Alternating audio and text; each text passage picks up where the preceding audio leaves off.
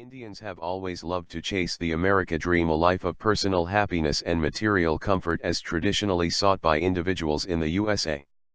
A simpler and rather newer definition of the same is Sundar Pichai, the first India-born CEO of Google. Ever since the news broke about Pichai's rise to the throne, Indians have gone berserk. But very little has been spoken about the hard work and tough times Pichai went through. Here's how he became an example of the great American dream Indians love to chase. Before the super high-tech cabins at Google and the merits of the American citizenship, Pichai, the most powerful man in mobile, lived in a small two-room apartment with his parents and brother, in Chennai. Pichai and his brother slept in the living room. Pichai's father was a foreman at the electrical appliance giant GEC, while his mother was a stenographer. Belonging to a rather lower middle-class family, Sundar for much of his childhood had no television.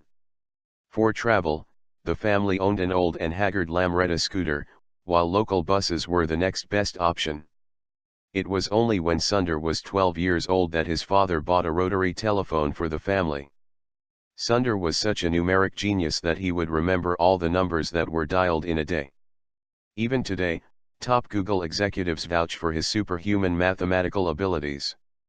Later, he went to IIT Kharagpur, where he outdid all competition and got himself a scholarship to Stanford University to study materials science and semiconductor physics. To fund the flight ticket to US, Pichai's father tried taking a loan, but it didn't work out, and they had to take out over Rs 50,000 from family savings. In 1993, Pichai was finally at Stanford looking at a new world full of possibilities.